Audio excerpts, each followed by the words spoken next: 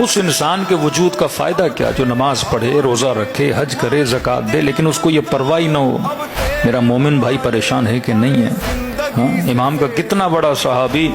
جس کو امام موسیٰ کاظم کہیں کہ میں جب بھی حج پہ جاتا ہوں تمنا کرتا ہوں کہ مولا فرماتے ہیں ہم شیعہ دعا کریں کہ ہماری نگاہ امام پہ پڑے، لیکن مولا فرمائے میں تمنا کرتا ہوں کہ میری نگاہ اس پیارے صحابی پہ پڑ جائے جسے اذن دیا گیا کہ ہارون کے دربار میں کام کرے، جس نے خط لکھا امام معصوم کو کہ مولا میں آپ کی محفلوں میں بیٹھنے کا عادی ہوں، مولا میں نماز میں مناجات میں ذکر خدا، کہاں بھیج دیا آپ نے مجھے؟ یہاں وزیر و وزراء آتے ہیں، شراب کی محفلیں لگتی ہیں، مولا میں ان محفلوں سے تنگ ہوں، قد ضاق صدری، میرا سینہ تنگ ہو گیا ہے، میں بیٹھ نہیں سکتا۔ امام نے جواب نے لکھا تجھے حکم ہے اسی محفل میں بیٹھو، خدا تجھے اجر عطا کرے گا، اور 3 گارنٹیاں میں تجھے دیتا ہوں، 1 گارنٹی تو مجھے دے۔ 3 گارنٹی امام نے فرمایا کبھی بھی تو زندان کی چھت کو نہیں دیکھے گا، کبھی دشمن کی تلوار تیرے بدن تک نہیں آئی، کبھی تیری نسل میں بچہ فقیر نہیں ہوگا، 3 گارنٹیاں میں دے رہا ہوں۔ امام فرمایا 1 گارنٹی مجھے دے گا، مولا وہ کون سی گارنٹی؟ کا جب بھی میرا چاہنے والا آئے اس کی پریشانی کو حل کیا کرنا۔ اللہم صلی علی محمد۔ سب سے بڑی خدمت انسان جو کر سکتا ہے وہ اہل بیت کے چاہنے والے کی خدمت ہے، کسی مومن کی خدمت۔ اب میں چاہے نظام طاغوت کے کسی حکومت کے عہدے پہ فائز ہوں، مجھے اجازت ہے اس عہدے پہ کام کرنے کی، لیکن شرط یہی ہے کہ تم خدمت کرو گے کس کی؟ جس کے دل میں علی کی محبت پائی جاتی ہے۔ وہ چاہے کیسا بھی نظام ہو کام کرو، لیکن شرط امام کی یہی ہے کہ اس نیت سے اگر کام کرو گے تو پھر اس نظام کی کمائی بھی تیرے لیے کیا ہو جاتی ہے؟ حلال ہو جاتی ہے۔ یہ مولا کا صحابی کہتا ہے کہ ملاقات سال میں 1 بار امام سے ہوتی تھی، وہ ایام حج میں ویسے نہیں مل سکتا۔ حج میں آپ کو پتا ہے سب نے احرام پہنا ہوا، سفید کپڑے پہنے ہوئے، کس کو کیا پتا کون کس سے مل رہا ہے، کہ اپنے پروٹوکول سے باہر نکلتا تھا اور چلا جاتا تھا امام سے ملنے کے لیے۔ مولا کے صحابی نے صحابی سے ملاقات ہوئی کہ امام سے اذن چاہتا ہوں ملاقات کے لیے، کہ مولا نے منع کیا ہے، ملنا نہیں چاہتے، کہتے ہیں آنکھوں میں آنسو آئے، پریشان ہوا، جس کے لیے مولا یہ کہے میری تمنا ہے اسے دیکھوں، اور آج خود ملنا چاہتا ہے، امام کہے میں نہیں ملنا چاہتا، پھر پیغام بھیجا مولا کوئی خطا ہوئی کوئی غلطی ہوئی، کا نہیں ملنا چاہتا، تیسری بار کہا مولا کوئی خطا کوئی غلطی، امام نے کہا کہ میں نے اس اذن کی وجہ سے تجھے اس حاکم کی دربار میں اجازت دی تھی کہ میرے شیعہ کو خالی ہاتھ نہیں لوٹاؤ گے، کہ مولا جتنی خدمت ہو سکتی ہے کرتا ہوں۔ امام نے کہا نہیں، کچھ ہی دن پہلے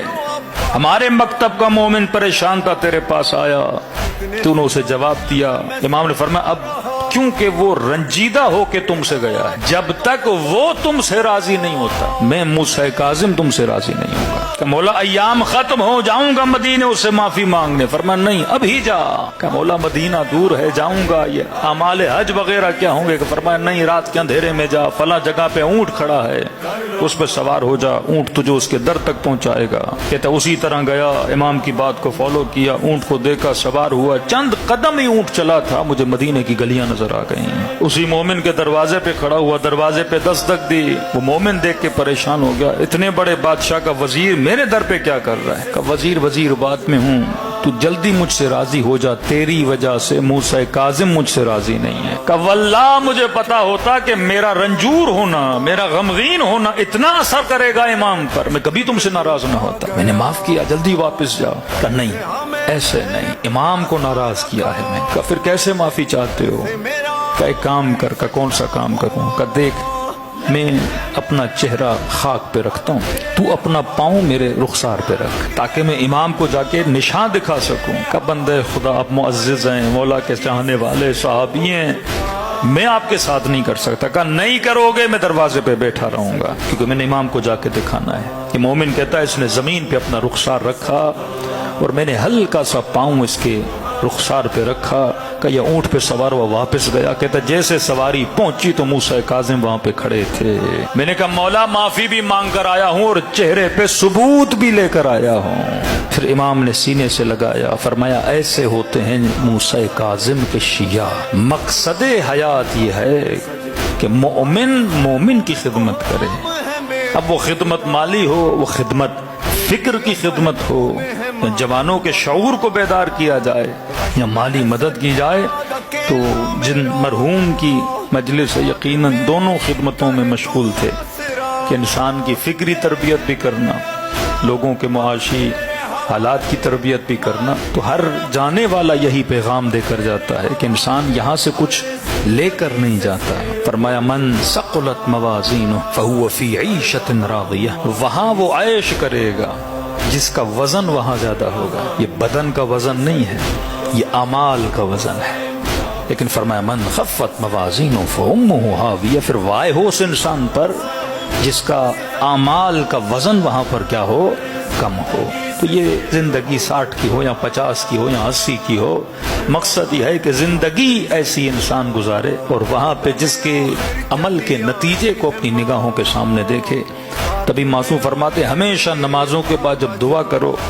تو یہ دعا نہیں کرو اے خدا مجھے طول عمر عطا فرما، یہ دعا کرو اے خدا مجھے عمر با برکت عطا فرما. ہو سکتا ہے کسی کو 90 سال عمر ملے پر عمر بے برکت ہو سکتا ہے کسی کو 80 سال زندگی ملے پر زندگی بے برکت ہو.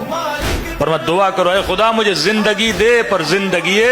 با برکت دے. جناب اصغر کی زندگی 6 مہینے پر کتنی با برکت زندگی ہے. صدیاں گزر گئی، دنیا 6 مہینے کے بچے سے درس لے رہی ہے کہ علی اہل بیت نے لقب ہی دیا حجت الکبریٰ. حجت صغریٰ نہیں، خود اصغر ہے، حجت بہت بڑی ہے.